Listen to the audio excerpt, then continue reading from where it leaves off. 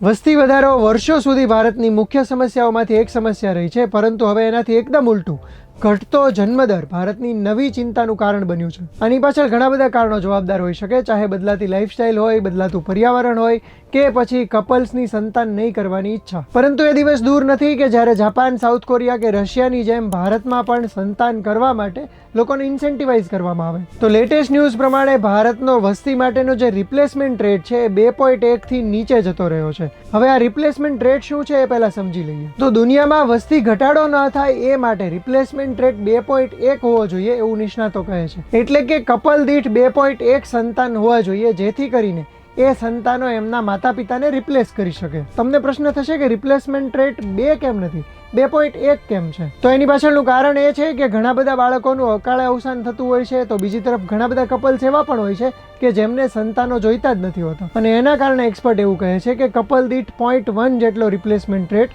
વધારે હોવો જોઈએ. હવે ગ્લોબલી 2.1 જેટલો રિપ્લેસમેન્ટ રેટ હોવો જોઈએ, એના બદલે ભારતનો રિપ્લેસમેન્ટ થઈ ગયો છે 1.98.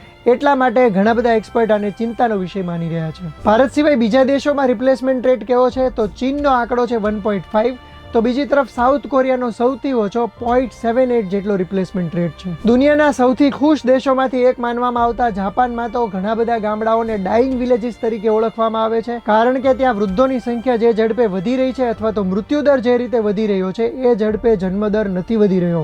રશિયા જેવા દેશોમાં ઇન્ફર્ટિલિટીની સમસ્યા પણ વધી રહી છે અને એના કારણે પણ રિપ્લેસમેન્ટ રેટ ઓછો થઈ રહ્યો છે. તો બીજી તરફ દુનિયાભરના કપલ્સમાં પણ એવો ટ્રેન્ડ જોવા મળી રહ્યો છે કે બદલાતી લાઇફસ્ટાઇલ અને બદલાતા ક્લાઇમેટના કારણે એમને સંતાનો જોઈતા જ નથી હોતા. હાલના સંજોગોમાં તો ભારતમાં દુનિયાના સૌથી વધારે યુવાન હોવાનું કહેવાય છે, પરંતુ આ સ્થિતિ આવી જ રહેશે કે નહીં એની કોઈ ગેરંટી નથી. તો દુનિયાની અને ભારતની ઘટતી વસ્તીને લઈને તમારું શું માનવું છે અમને કોમેન્ટ કરીને જણાવો. આના માટે શું પગલાં લઈ શકાય, તમારું કોઈ સૂચન હોય તો પણ જણાવજો. આ જ પ્રકારના ઇન્ફોર્મેટિવ વિડીયોઝ જોવા માટે ગુજરાત સમાચાર જોતા રહો.